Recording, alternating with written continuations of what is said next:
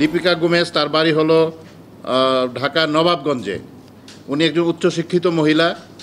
উনি সাইকোলজিতে সর্বোচ্চ ডিগ্রিধারী হয়ে তুমি ইংল্যান্ডেও পড়াশোনা করেছেন এবং দেশে ফিরে এসে উনি নটরডেম কলেজের সাথে সম্পৃক্ত ছিলেন এবং ওইখানে একজন অফিস সহকারী এবং স্টাফ হিসাবে উনি গত 8 বছর যাবৎ ওইখানে 2016 সাল থেকে উনি কর্মরত ছিলেন। 10ই সেপ্টেম্বর উনি অফিসে যান।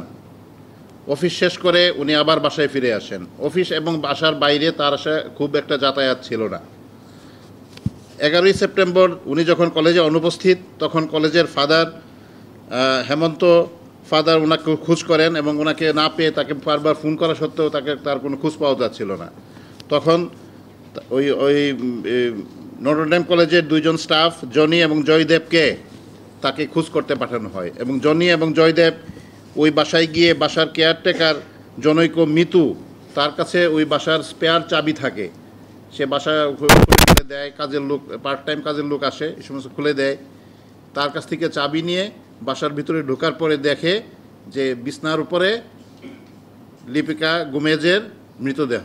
এই হত্যা মামলার নাম্বার হলো সূত্রাপুর থানার মামলা নম্বর 7/9/2024, ধারা 302-34 দণ্ডবিধি। পিবিআই এই মামলাটি প্রথম থেকেই ছায়া তদন্ত শুরু করে। আমরা ঘটনাস্থল পরিদর্শন করি।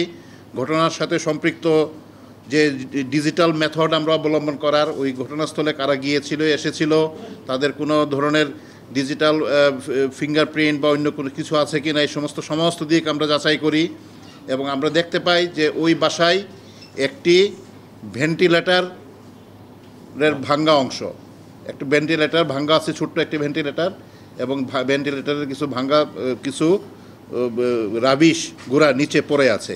এ থেকে আমরা বুঝতে পারি যে এটা হয়তো সদ্য বা কিছুক্ষণ বা কিছুদিন আগের ভাঙ্গা, যার ময়লাগুলো এখনও পরিষ্কার করা হয় নাই।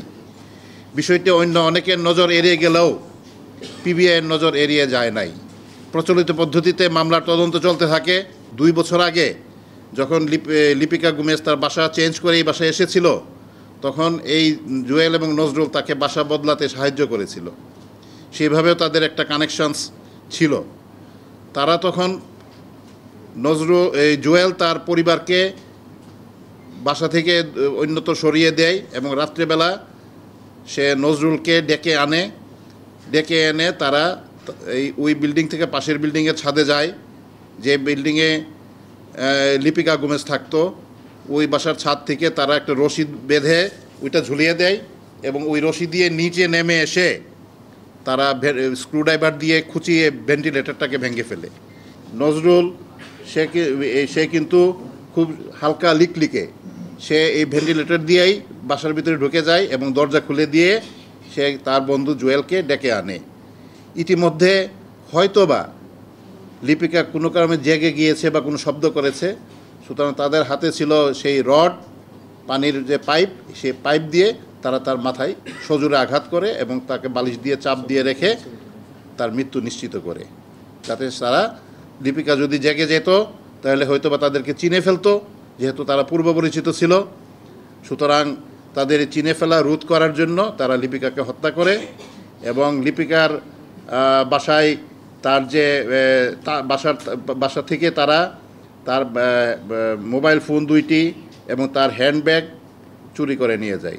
এই হ্যান্ডব্যাগের ভিতরে তার বেশি টাকা ছিল না, 26,350 টাকা ছিল, যা পরবর্তীতে তারা ভাগবাটোয়ারা করে নিয়েছে এবং ওই ব্যাগটি তারা টাকাগুলো নিয়ে এই ব্যাগটি তারা ডাস্টবিনে ফেলে দেয় এবং বাসাটিকে বাইরে থেকে তালাবদ্ধ করে এই তালার চাবিটাও তারা বাইরে ফেলে দেয়। আর যে হাতের যে লাঠি দিয়ে যেটা দিয়ে ওকে মারছিলেন, সেই লাঠিটাকে তারা বুড়িগঙ্গায় নিক্ষেপ করে তারা চলে যায়।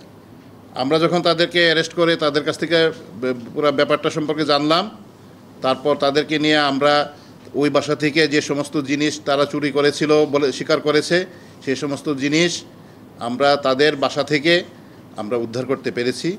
সুতরাং বিষয়টি সার্বিকভাবে প্রমাণিত হয়েছে যে এটা বস্তুত একটা ক্রাইম এগেনস্ট প্রপার্টির উদ্দেশ্যেই তারা ওই বাসায় ঢুকেছিল এবং পরিস্থিতির শিকার হয়ে তারা লিপিকা গোমেজকে তারা হত্যা করেছে।